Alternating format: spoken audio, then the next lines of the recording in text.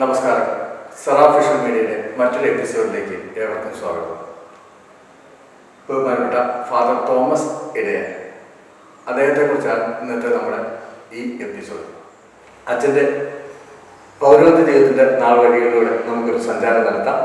അച്ഛൻ ഈശോ ശരിയായിരിക്കട്ടെ. അച്ഛൻ പൗരോഹിത്യ ജീവിതത്തിലേക്ക് കടക്കുന്നതിന് മുമ്പുള്ള ചെറിയ പ്രായം ഓർമ്മയിലുണ്ടെന്ന് വിചാരിക്കുന്നു. പൗരോഹിത്യ ജീവിതത്തിലേക്ക് എത്തുന്ന ആ ഒരു കാലഘട്ടത്തെ കുറിച്ച് ഒന്ന് പറയാം. പൗരോഹിത്യ ജീവിതത്തിലേക്ക് എത്തുന്നതിന് തൊട്ട് മുമ്പുള്ള കാലഘട്ടം നമുക്ക് അച്ഛനെ പ്രചോദനം ചെയ്യുകയും പൗരോഹിത്യ ജീവിതത്തിലേക്ക് കടന്നു വരാൻ വേണ്ടിയിട്ട് പ്രചോദനമായ ആ അവസ്ഥകളെ കുറിച്ചൊക്കെ ഒന്ന് സംസാരിക്കാം. എൻ്റെ പൗരോഹിത്യ ജീവിതം തുടങ്ങുന്നത് 1973 ഡിസംബർ 18 അതിനു മുമ്പ് ഞങ്ങളുടെ വെള്ളിയാമറ്റം എന്ന് പറയുന്ന ഗ്രാമമാണ്. അടുത്തൊന്നും സ്കൂളുകൾ പോലും ഇല്ല. ഞാൻ പഠിച്ചതൊരു ഗവൺമെൻറ് സ്കൂളിലാണ്. പക്ഷേ പള്ളിയിലെ എല്ലാ കാര്യങ്ങളിലും വിശുദ്ധ കുർബാനയ്ക്ക് സഹായിക്കുന്നതിലും മറ്റ് കുട്ടികളുടെ എല്ലാ പരിപാടികളും മിഷൻ ലീഗ് തുടങ്ങിയ സംഘടനകളിലൊക്കെ പ്രവർത്തിച്ചിരുന്നു. ഒരുപക്ഷെ ആ കാലഘട്ടം ആയിരിക്കും ഈ പൗരോഹിത്യത്തിലേക്ക് പോകാനുള്ള ഒരു പ്രചോദനം എനിക്ക് കിട്ടുന്ന എൻ്റെ വിശ്വാസം. അതിനെ അച്ഛന്മാരും സിസ്റ്റേഴ്സും ഒരുപാട് സഹായിച്ചിട്ടുണ്ട്. ഞങ്ങളോട് നല്ല കാര്യങ്ങളൊക്കെ പറഞ്ഞു തന്നും നല്ല സ്വഭാവം വേണമെന്നും നന്നായിട്ട് പഠിക്കണമെന്നും ഇവരുടെ കാര്യങ്ങളൊക്കെ പറയുന്ന അവർ പ്രചോദിപ്പിച്ചു.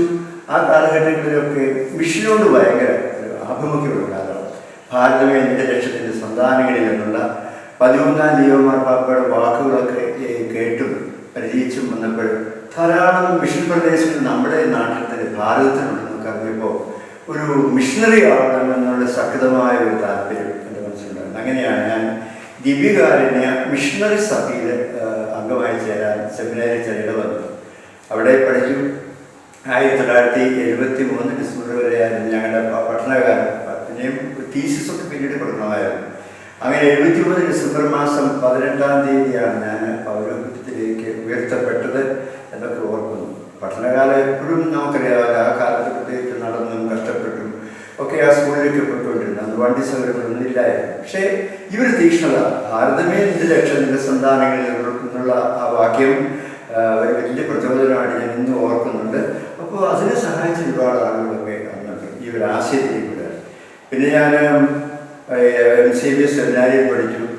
അതിനുശേഷം മംഗലപ്പുഴ സെമിനാരിലാണ് എൻ്റെ പൗരോഹിത്യത്തിൻ്റെ പ്രധാന കാലഘട്ടമൊക്കെ ചെലവാക്കി പഠിച്ചത്.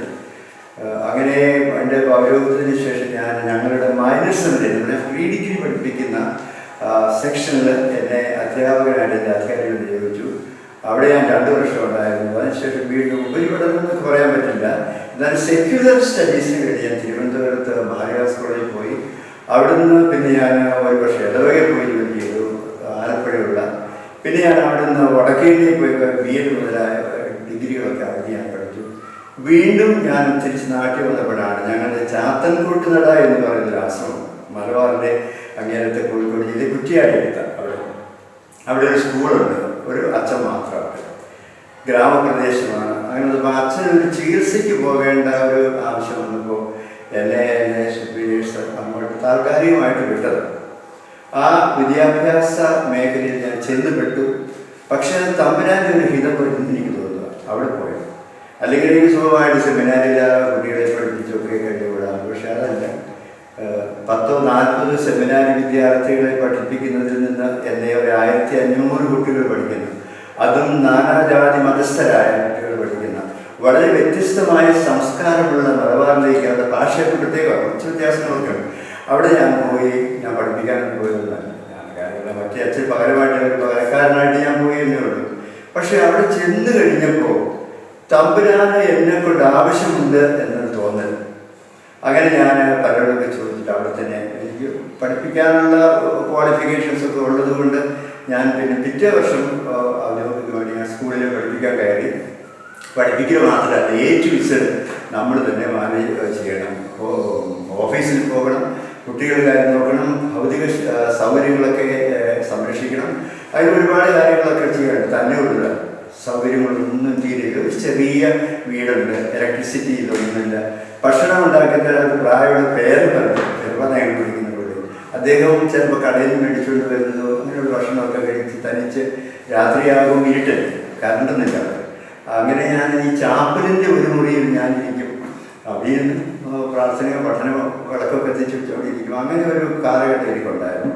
പക്ഷെ പിന്നീട് കുറച്ചുകൂടി ഇലക്ട്രിസിറ്റി ഒക്കെ കിട്ടി. ഞാൻ അങ്ങനെ അവിടെ ആ സ്കൂളിൻ്റെ കാര്യങ്ങളൊക്കെ അന്വേഷിച്ച് പോയി. അപ്പോൾ സ്കൂൾ എപ്പോഴും നാടും നമ്മളുമായിട്ട് ബന്ധിപ്പിക്കുന്ന ശൃംഖലയാണ്. അവിടെ ധാരാളം പിള്ളേർ വരും. ഈ വരുന്ന കുട്ടികൾക്കൊന്ന് വേണ്ടത് സംസ്കാരം എന്നൊക്കെ നമുക്ക് തോന്നും. പക്ഷെ അവർക്ക് അവരുടെ സംസ്കാരമുണ്ട് എന്നുള്ളത് പ്രത്യേകത. അപ്പോൾ അധ്യാപകരുണ്ട്.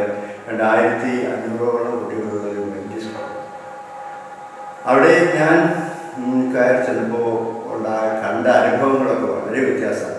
ഈ നാട്ടിലൊക്കെ ഇല്ലാത്ത ഒന്ന് അവിടെ രാഷ്ട്രീയ പ്രവർത്തനങ്ങൾ, പാർട്ടിക്കാരുടെ പിണിയാളുകളാണ് ഈ കുട്ടികൾ. പള്ളിക്കൂടം എന്ന് പറയുന്നതിന് പകരം പാർട്ടിക്കൂടം എന്ന് പറയുന്നത് വിഷയം. അങ്ങനെ ഞാൻ അവരുടെ കൂടെയൊക്കെ നടന്നു. ആദ്യമൊക്കെ നോക്കിയപ്പം ഒരു തരത്തിൽ ദഹിക്കാത്ത കാര്യങ്ങളൊക്കെ അവരുടെ അധ്യാപക പെരുമാറ്റം. പിന്നെ ഞാൻ ഒന്നും ചെയ്തില്ല. നല്ല വഞ്ചിയുടെ വടി സമീപിക്കും. ഈ വടിയായിട്ട് രാവിലെ ഇങ്ങനെ സ്കൂൾ വരാതിലൂടെയൊക്കെ പോകും. ക്ലാസ്സിൽ ചിലപ്പോൾ കയറും. വലിയ കുരുത്തക്കേട് കാണിക്കുന്നുണ്ടൊക്കെ ഒന്നിൻ്റെ അടുത്ത് കൊടുക്കാൻ തുടങ്ങി. അപ്പോൾ അച്ഛൻ എന്ന് പറയുന്ന ആൾക്ക് പലപ്പോഴും ഉത്തരവാദിത്വമുണ്ട് എന്ന് ജനത്തിന് ബോധ്യമായി. പിന്നെ അവരൊക്കെ കുറേയൊക്കെ സഹകരിച്ചിട്ടുണ്ട്, പാർട്ടിക്കാരൊക്കെയാണ്. അവിടെ ഞാൻ 2002 വരെ ഈ സ്കൂളിനോട് ബന്ധപ്പെട്ട് ശുശ്രൂഷയിൽ ഏർപ്പെട്ടു. അതിനിടയ്ക്ക് എനിക്കൊരു കുറച്ചു കാലം ബ്രേക്ക് കിട്ടി. കാരണം സഭയുടെ അഡ്മിനിസ്ട്രേഷനിലേക്ക്, ജനറൽ കൗൺസിലേക്ക് തിരഞ്ഞെടുക്കപ്പെട്ട ഒരു കാലം 1990 കാലഘട്ടങ്ങളിൽ. അപ്പോൾ എനിക്ക് കുറച്ച് ഗ്യാപ്പ് വന്നു. പിന്നെ ഞാൻ വീണ്ടും അവിടെ തന്നെ പോയി. അങ്ങനെ 3 തവണ ഞാനിപ്പോൾ ആ സ്ഥലത്തെ ശുശ്രൂഷ ചെയ്തിട്ടുണ്ട്. അതെല്ലാം സ്കൂളുണ്ട്, ഇടവകയുണ്ട്, മറ്റ് അത്യാവശ്യം കാർഷിക മേഖലയുണ്ട്. അവിടെയൊക്കെ പറ്റുന്നതുപോലെയൊക്കെ ഞാൻ നോക്കി അന്വേഷിച്ചൊക്കെ നടന്നു എന്നേ പറയാറുള്ളൂ. ഞാൻ വലിയ കർഷകരൊന്നും അല്ലെങ്കിൽ ഒരു കാർഷിക പാരമ്പര്യം നമുക്കുണ്ട്. വീടുകളിലൊക്കെ നമ്മൾ അങ്ങനെയൊക്കെ പോയി. അതിനുപരിയായിട്ട് തമ്പുരാൻ എനിക്ക് നൽകിയ ഒരു കാഴ്ചപ്പാട് എന്ന് പറയുന്നത് സാമൂഹിക ബന്ധങ്ങൾ. അവിടെയുള്ള തീയന്മാർ, ഹൈന്ദവർ, അതുപോലെ തന്നെ മുസ്ലിം സമുദായത്തിൽപ്പെട്ടവർ, ഇവരൊക്കെ ആയിട്ടുള്ള ഒരു സാമൂഹിക ബന്ധം. പിന്നെ കലാ സാംസ്കാരിക മേഖലകളിലൊക്കെ ഞാൻ കരുതുമ്പോൾ ചില മീറ്റിങ്ങുകൾ, പ്രസംഗങ്ങൾ, അങ്ങനെയൊക്കെ ആ ജനവുമായിട്ടുള്ള ഒരു സംവാദം എന്ന് പറയുന്ന ആ തരത്തിലൊക്കെയായി. അത് ഒത്തിരി ഗുണം എനിക്ക് ചെയ്തു. വലിയ ഒരു സുഹൃത്ത് വലയം എനിക്കുണ്ടായി. അതൊക്കെ ഇന്ന് അതിൻ്റെ സുഖം ഞാൻ അറിയാം. പിന്നെ അടുത്തുള്ള ഇടവുകളിലൊക്കെ പോകാൻ തുടങ്ങി. രൂപതയിൽ എനിക്ക് കാര്യമായിട്ട് പ്രവർത്തിക്കാൻ കഴിഞ്ഞു എന്നൊക്കെ എനിക്ക് തോന്നുന്നുണ്ട്. കാരണം ഞാൻ രൂപതയുടെ കുടുംബ പ്രേക്ഷിത പ്രസ്ഥാനത്തിൻ്റെ ഡയറക്ടറായിരുന്നു ഒരു 5 വർഷം. അപ്പോൾ തലശ്ശേരി, താമരശ്ശേരി രൂപത ഉൾക്കൊള്ളുന്ന ആ മേഖലയിൽ എല്ലാ കാര്യങ്ങളൊക്കെ കണ്ട് സെമിനാറുകൾ, ധ്യാനങ്ങൾ, ആത്മീയ പ്രഭാഷണങ്ങൾ, ഇതിനൊക്കെ ഞാൻ ആ കാലഘട്ടം അങ്ങനെ വിദ്യാലയവും ഒപ്പം എൻ്റെ വീടും അതിനോട് ചേർന്ന് ഉള്ള സാമൂഹിക മേഖലകളിലൊക്കെ, ആത്മീയ മേഖലകളിലൊക്കെ ഞാൻ അങ്ങനെ കുറേ കാലം കഴിയും. ഇന്നതിന് നല്ല ഓർമ്മകൾ ഇഷ്ടപ്പെടുന്നു. ബന്ധങ്ങൾക്ക് ഞാനൊരു വരെ ഓർക്കുക. ഈ നമ്മുടെ കൊറോണ കാലത്ത് ഞാൻ അവിടെ ഉണ്ടായിരുന്നു 3 വർഷത്തേക്ക്. അപ്പം ഞാൻ ചെന്ന കാലത്ത് കൊറോണ വന്നു. അപ്പോൾ കൊറോണ വാക്സിൻ എടുക്കണമല്ലോ. അപ്പോൾ എനിക്ക് അവിടെ അങ്ങനെയുള്ള ഇല്ലാത്ത പഞ്ചായത്തിലൊക്കെ ആണെങ്കിൽ എന്നെ നിന്ന് വിളിച്ചു പറഞ്ഞാൽ എനിക്ക് വേണ്ടി സേവനം പഞ്ചായത്ത് അങ്ങനെ ഒരു ബന്ധമാണ് പഞ്ചായത്തൊക്കെ. അപ്പം ഞാൻ നമ്മുടെ സ്കൂളിൽ ഇതിനുവേണ്ടി എല്ലാ സൗകര്യങ്ങളും ഒരുക്കി കൊടുത്തു. അപ്പോൾ ആളുകൾ വരുന്നവർക്ക് ഇരിക്കാനോ വെള്ളം കുടിക്കാനോ നമ്മുടേതായ ഒരു സംസ്കാരത്തിൻ്റെ ഇന്നുള്ളത് ചെയ്ത് കൊടുത്തപ്പോൾ ഞാൻ എന്നിട്ട് എങ്ങോ പോയിട്ട് ഒരു ബൈക്കുണ്ട് എനിക്ക് അവിടെ യാത്ര ചെയ്യാൻ. ഞാനത് അവിടെ നിന്ന് വെച്ചിരുന്നപ്പോൾ ഒത്തിരി പേര് കൂടി മക്കളെ കൂടി നിൽക്കരുത്, അതെന്നെ ഒന്നാമത്തെ തെറ്റാണ് നമ്മൾ ചെയ്യുന്നത്. അപ്പം എന്നെ കണ്ടപ്പോഴത്തേക്കും 5-8 പേര് എൻ്റെ അടുത്ത് വന്നു. അച്ഛാ കുറേ നാളായി കൂടി വന്നു. അപ്പോൾ ഞങ്ങളിങ്ങനെ വർത്താനം പറഞ്ഞ് അതെന്നാ വർത്താനം പറയുന്നത്. ഒരു മുസ്ലിം ഒരാൾ തലയിൽ തുമ്പാല കിട്ടിയ ഒരു മുസ്ലിം കൊണ്ടുവന്നു എന്നെ കണ്ടു. അച്ഛാ എന്ന് പറഞ്ഞു വലിയ ആശ്ചര്യത്തോടെ എൻ്റെ അടുത്ത് വന്നിട്ട് പറഞ്ഞു, എന്നെ മനസ്സിലായോ? ഇടോ, നിങ്ങളൊക്കെ ഇവിടെ പഠിച്ചവരായിരിക്കും, പക്ഷെ നിങ്ങൾക്ക് വളർന്നു പോയില്ലേ, ഇവിടെ നിന്ന് നിങ്ങൾക്ക് ചെറുകൾ ഓർച്ചില്ലേ? അപ്പോൾ അവൻ പറഞ്ഞു, ഞാനിവിടെ പഠിച്ചത് അച്ഛനോട് ഒരു കാര്യം പറയട്ടെ, ഇവർ കേട്ടോട്ടെ, കുഴപ്പമൊന്നുമില്ല, പണ്ട് വികാരത്തിനായിട്ട് അദ്ദേഹം പറഞ്ഞു. അദ്ദേഹം പറഞ്ഞു, ഞാൻ 8ാം ക്ലാസ്സിൽ പഠിക്കുന്ന സമയത്ത് എൻ്റെ ഉപ്പ പറഞ്ഞു, 7 കഴിഞ്ഞില്ലേ, ഇനി ചുവടെടുത്ത് നടന്നാൽ മതി, നീ പഠിക്കണ്ട, ചുവടെടുത്താൽ മതി. എനിക്ക് സ്കൂളിൽ പോകണം, പഠിക്കണം ഭയങ്കര ആഗ്രഹം. എന്നിട്ട് ഞാനെന്തൊരു സ്കൂളിൽ വരുന്നുണ്ടായിരുന്നു. അപ്പോൾ 1 ദിവസമായി, 2 ദിവസമായി, 3 ദിവസമായി ഞാൻ ഒരിക്കലും ടെക്സ്റ്റ് ബുക്ക് കൊണ്ടുവരാത്തത് കൊണ്ട് ടീച്ചർ എന്നെ ഇറക്കി പുറത്തെത്തി. അന്നേരം അച്ഛൻ ഇങ്ങനെ ചൂരിലുമായിട്ട് എന്നോട് വരാതെ വരും. ദൈവമേ ഞാനിങ്ങനെ നോക്കി അച്ഛൻ എന്നോട് വളരെ ശാന്തമായിട്ട് ജോലിയിടാൻ ടീച്ചർ. എന്നാൽ ടീച്ചർ അറിയുമെന്ന് പറഞ്ഞു അച്ഛൻ ഒരിക്കലും ടെക്സ്റ്റ് ബുക്ക് കൊണ്ടുവരും പഠിക്കാൻ താല്പര്യമില്ലായിരിക്കും. അതൊക്കെ ഇങ്ങനെ വിഷമിച്ച് നിന്ന് ഞാൻ ജോലിയിടാം. അച്ഛാ എനിക്ക് ടെക്സ്റ്റ് ബുക്ക് വാങ്ങാൻ എൻ്റെ ഉപ്പ കാശ് തരും. ഞാൻ അവരുടെ വിശേഷങ്ങളൊക്കെ അന്വേഷിച്ചറിഞ്ഞിട്ട് ഞാൻ പറഞ്ഞു എൻ്റെ ഒരു ഡയറി വരച്ച് ഇപ്പോഴൊരു ചെറിയ സാധനം കാണും. ഞാൻ അതിനകത്തൊരു പേപ്പർ കീറി എടുത്തിട്ട് പുസ്തകത്തിൻ്റെ അതിലുള്ള അധ്യാപകരെ കുറിപ്പ് കൊടുത്തിട്ടു ഈ കുട്ടിക്കുള്ള ആവശ്യമുള്ള ഇത് കൊടുത്ത് ബില്ലും തന്നേക്കാം. അങ്ങനെ അവന് പുസ്തകം കിട്ടി. അവൻ ക്ലാസ് വരാൻ പഠിക്കാൻ തുടങ്ങി. അവൻ 10 പാസ്സായി.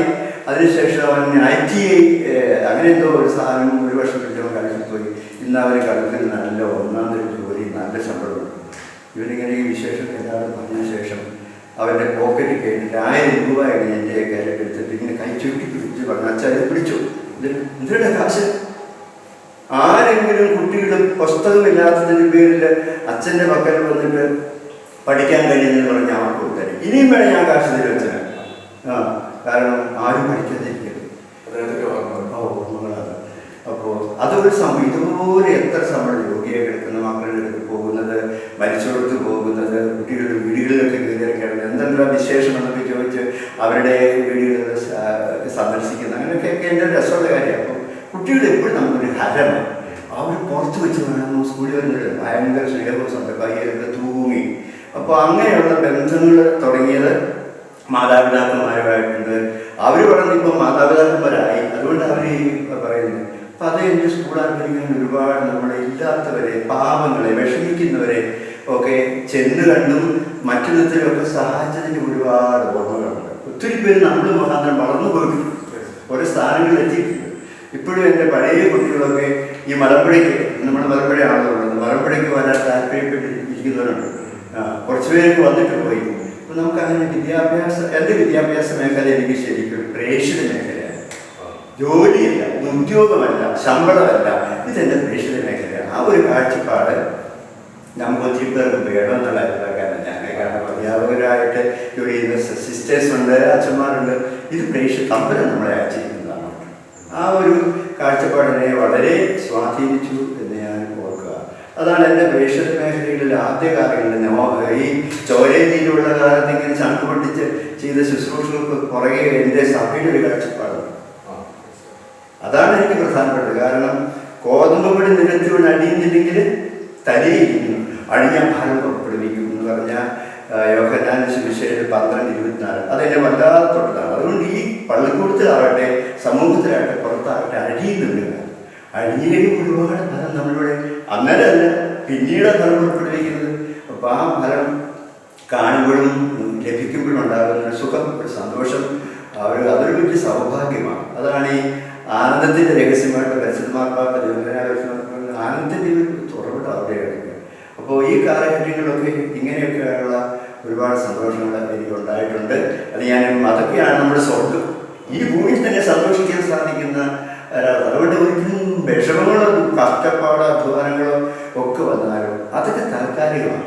ഇതൊക്കെ ശാശ്വതമായ സന്തോഷങ്ങളാണ്. അതൊക്കെ അനുഭവിച്ച് ഞാനിപ്പോൾ ഒരു റിട്ടയർമെൻറ്റിൻ്റെ ഏജിലാണല്ലോ ഞാൻ നടക്കുക. ആ ഒരു കുഴപ്പമില്ല.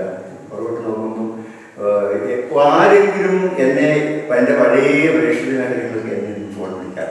അത് ഭയങ്കര സന്തോഷം. അവരെ കാണുന്നതൊക്കെ അങ്ങനെയുള്ള ഒരാളാണ് എൻ്റെ പൗരോഹിത്യത്തിൻ്റെ ഒരു കാലം എന്നൊക്കെ പറയുന്നത്. അതാണ് ഫാദർ തോമസ് ഇടയാലച്ചൻ്റെ ഇതുവരെ നമ്മൾ കേട്ട വാക്കുകൾ.